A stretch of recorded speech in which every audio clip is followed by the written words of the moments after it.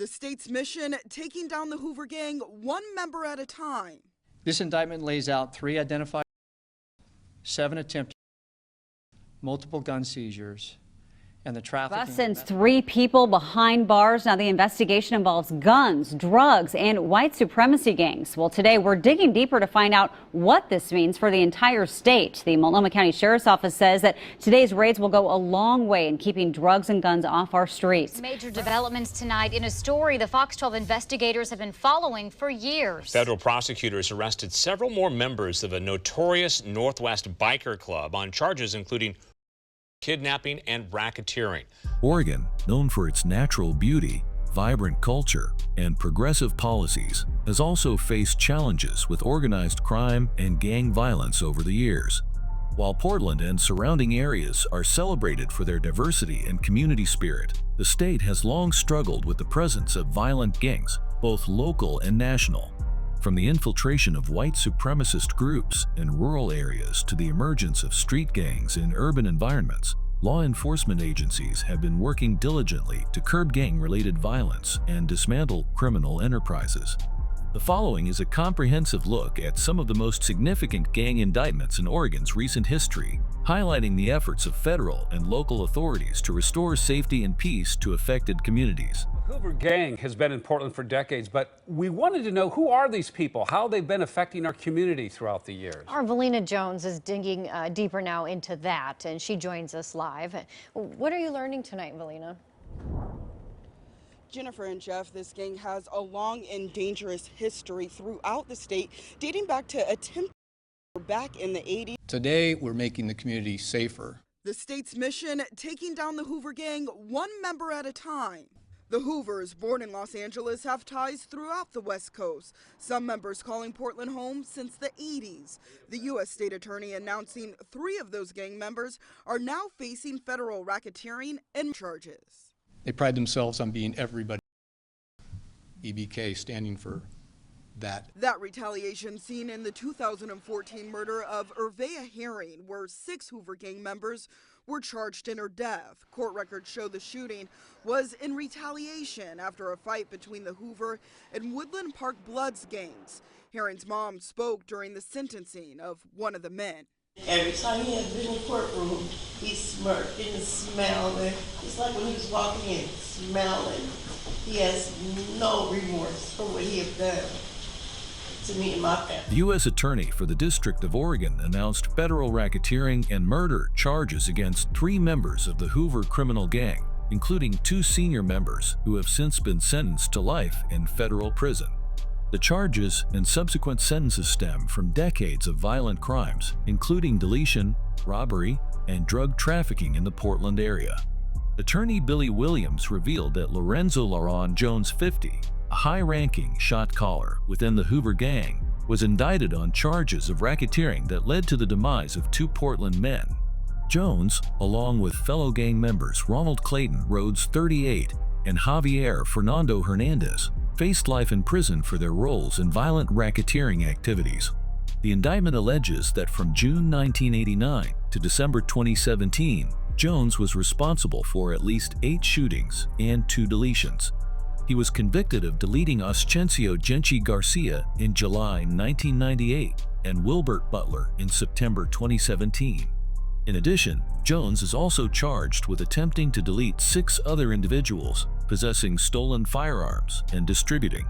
Rhodes, who is known by the gang moniker Big Fly, spent 10 of his 11 years with the gang in prison. Federal prosecutors described him as a violent leader who committed 1 deletion, 1 attempted deletion, and a home invasion robbery during his brief periods out of custody. Rhodes was also heavily involved in drug dealing and setting an example of violence for younger gang members referred to as Lil Fly. The December 16, 2015 deletion of Portland resident Kyle Polk was also linked to the gang, with Rhodes and Hernandez previously charged with deletion in aid of racketeering. Jones and his fellow Hoovers stand out among street gangs for their propensity for brutal acts of violence, Williams stated. They engage in violence for the sake of violence to maintain and bolster their positions in the gang and among rivals. Most street gangs, including the Hoovers, use violence to protect illegal profit-driven enterprises like drug dealing and prostitution. The Hoover Criminal Gang originated in Los Angeles in the late 1960s and expanded to Portland in the early 1980s. The gang is notorious for its violent rivalry with other Portland gangs, including the Bloods and Crips. Members of the Hoover Gang refer to themselves as EBK, which stands for Everybody K. This case marks the second federal racketeering indictment recently brought against a Portland gang. Law enforcement officials expressed hope that these convictions would serve as a strong deterrent to other gang members and lead to a reduction in gang violence in the Portland area. Portland police announced the arrest of 31 individuals over the past week, all of whom are believed to be members or associates of the city's most violent gang. The arrests are part of a long-term investigation targeting the ruling 60s Crip gang, which authorities describe as the most dangerous criminal organization in Portland. At a press conference, police and city leaders revealed the federal indictments against the suspects, who face a variety of drug and weapons charges. The investigation, which began more than a year ago, has identified 68 gang members with outstanding local and state arrest warrants. Police Chief Mike Reese stated that the Rollin 60s gang controls much of Portland's drug trade and is responsible for most of the city's recent gang-related violence. It's a generational gang with multiple family members involved, he said, noting that the gang has been active in Portland for more than 20 years and passes down crime techniques within families. The gang is known for wearing Seattle Mariners clothing, with the S representing 60s and the blue color signifying Crip affiliation. Police disclosed that they have made 402 arrests this year alone for crimes linked to the gang, many carrying mandatory prison sentences.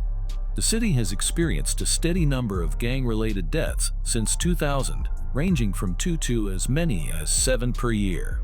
This year, the death of a 13-year-old boy associated with the Mexican-American street gang Serenos further underscored the need for intensified gang intervention.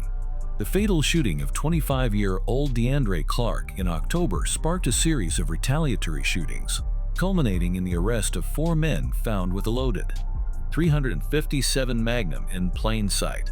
Additionally, in September, 6 teenagers aged 13 to 17 were injured in a shooting in northeast Portland, where suspects reportedly fired into a crowd before fleeing. Bus sends 3 people behind bars. Now the investigation involves guns, drugs, and white supremacy gangs. More than 5 years, neighbors at East Burnside and Southeast 83rd have lived in fear. I knew that I was never comfortable around them. That feeling still exists today, even after an early morning search warrant brought out the SWAT teams. I knew that I didn't really even want to make eye contact with them, and I think that's kind of how the neighborhood feels about them. We talked to at least 5 different people, all of whom live near these 2 homes, and yet no one wanted to go on camera because they are still fearful of potential retaliation from the people associated to these 2 homes. Well, they're both white supremacist gangs. Lieutenant Steve Alexander. So far, we've recovered several firearms, including handguns and a sawed-off shotgun. A 7-month-long investigation led to the arrest of 3 men associated with the white supremacist prison gang, European Kindred, on November 6th. The arrests followed the execution of 4 search warrants in Josephine County, Oregon, as part of a large-scale drug bust.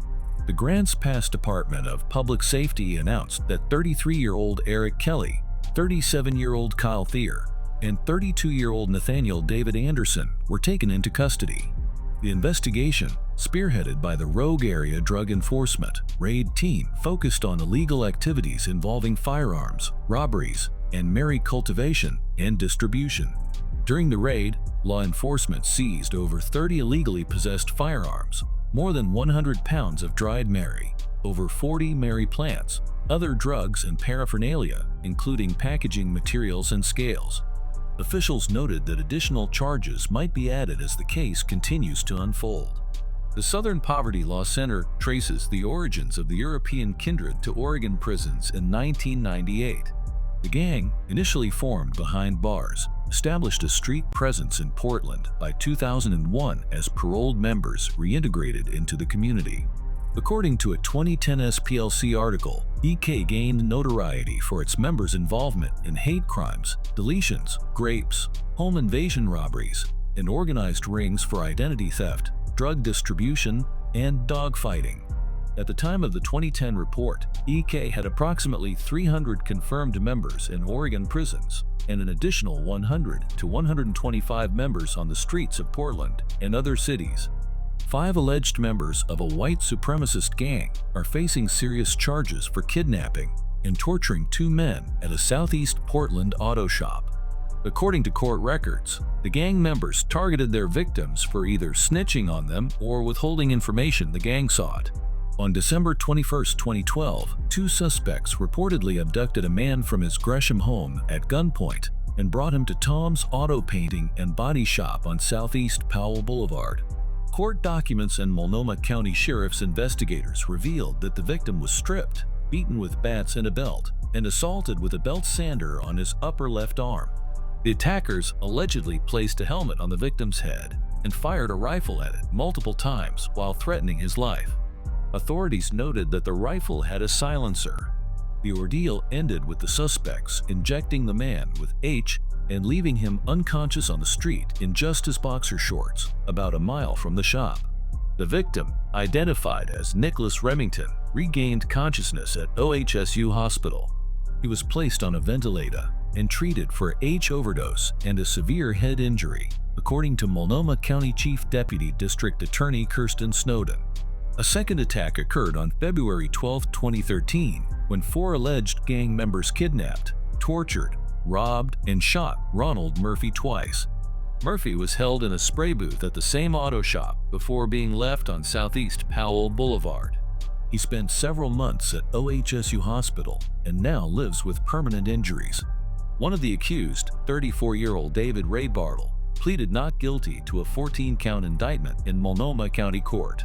The charges include attempted aggravated lesion, multiple counts of first-degree kidnapping, assault, unlawful weapon use, and forcing another to ingest a controlled substance. Bartle is also facing an aggravated deletion charge in Marion County for the alleged fatal stabbing of inmate Gavin Sissel at the Marion County Jail on June 4, 2013. While in custody, Bartle admitted to a Marion County deputy that he participated in the assault of Remington in Portland. He detailed burning Remington with cigarettes, duct taping him, and pouring gasoline on him because he believed Remington had snitched.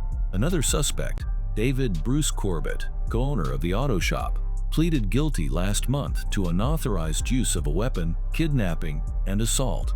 Corbett, identified as an enforcer in the Krude Brood gang, awaits sentencing in April. The auto shop allegedly served as a hub for dealing and use, with Corbett reportedly consuming a gram of H daily at the shop. Court records indicate witnesses were reluctant to come forward due to fear of retaliation from Corbett, who is also accused of attempting to tamper with witnesses from behind bars. He allegedly tried to send a note to Remington through another inmate, asking him to support his claim of innocence. Major developments tonight in a story the Fox 12 investigators have been following for years. Federal prosecutors arrested several more members of a notorious Northwest biker club. Nora, local detectives and federal agents have been tracking the Gypsy Joker Outlaw motorcycle club for more than a decade, and this lengthy indictment handed down by a federal grand jury today details accusations of drug crimes, violent intimidation, and even deadly torture. Video sent to Fox 12 shows the moments ATF agents swarmed a pickup truck on SR 503 in Battleground yesterday just before noon and arrested Joseph Folkerts. It's one of at least 3 raids that took down members of the Gypsy Joker Outlaw Motorcycle Club, which has clubhouses all over the Northwest, places where federal prosecutors say members plotted and carried out violent crimes. Another arrest yesterday, the group's national president, 61-year-old Kenneth Howes of Almsville. He appeared in federal court to face racketeering charges. The indictment accuses him of a long list of crimes, like using brass knuckles to beat members of rival gangs, all to help the Gypsy Jokers keep power in the area. But prosecutors say Folkerts and Anthony Negrinelli, who was also picked up yesterday, did even worse. They're charged with and kidnapping in the 2015 death of one-time Gypsy joker Robert Huggins. Police say all 4 of those men took part in an elaborate scheme to punish Huggins, who tried to challenge club leaders. Home surveillance video captured Huggins being kidnapped from his Portland home in June 2015. His body was later found in a field near Woodland, Washington. He was beaten, mutilated, and broken. His killer shot nails through his shoes, carved out an X on his body, and knocked out his teeth. Investigators were seen taking guns from the scene. At the time, they said the raid was connected to Huggins' murder. Now we have learned through court documents that investigators say they have handwritten notes Fisher and Dineclau sent each other in jail discussing the kidnapping and killing. The indictment claims that Dineclau cautioned Fisher to make sure the letters were, quote, destroyed, writing the last thing we need is something like that coming back to haunt us. 6 members of the Gypsy Joker Outlaw Motorcycle Club have been indicted on federal charges, including racketeering conspiracy, kidnapping, and murder.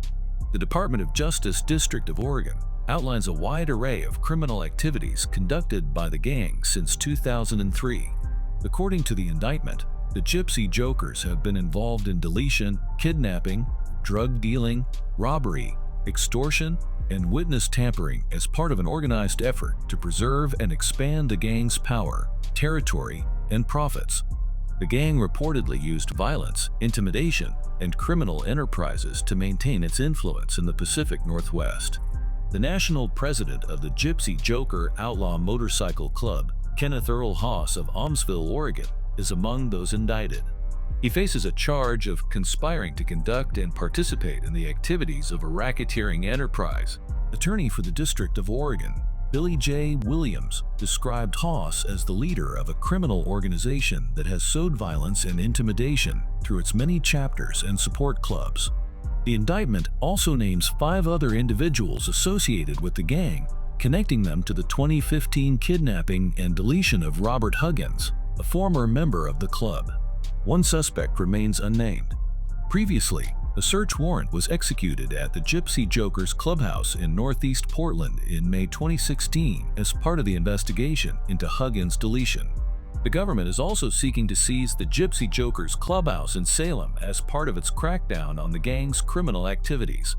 Attorney Williams emphasized that the legal actions aim to dismantle an organization whose members pride themselves on living outside the law and using violence to maintain their control. Kenneth Haas and his co-defendants will soon have their day in court and will face the consequences of their crimes, Williams stated, highlighting the federal commitment to bringing gang members to justice and restoring safety to affected communities.